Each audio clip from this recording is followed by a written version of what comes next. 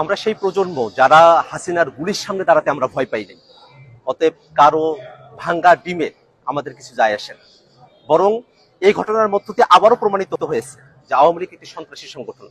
আওয়ামী লীগ যে জন্মগতভাবে এবং প্রকৃতিগতভাবে সন্ত্রাসী সংগঠন, তারা সন্ত্রাস করবে, তারা বাংলাদেশের মানুষ যারা স্বাধীনতাকামী আছে, বাংলাদেশপন্থী মানুষেরা আছেন, যারা জুলাই অভ্যুত্থানের পক্ষে শক্তি আছেন, তাদের উপরে তারা হামলে পড়বে, এটাতে আমরা আর অবাক হই না। বরং আমরা মনে করি যে অন্তর্বর্তীকালীন সরকার এই দীর্ঘ সময়ে 1 বছর জুড়ে আওয়ামী লীগকে বিচারের আওতায় নিয়ে আসার যে প্রক্রিয়া সরকারের শুরু করার কথা ছিল, সেটা খুব সামান্য অগ্রসর হয়েছে। আওয়ামী লীগের যেসব সন্ত্রাসীরা বাংলাদেশ থেকে পালিয়ে এসেছে, তারা বিদেশের বিভিন্ন জায়গায় তারা এখনো সন্ত্রাসের শখ করছে।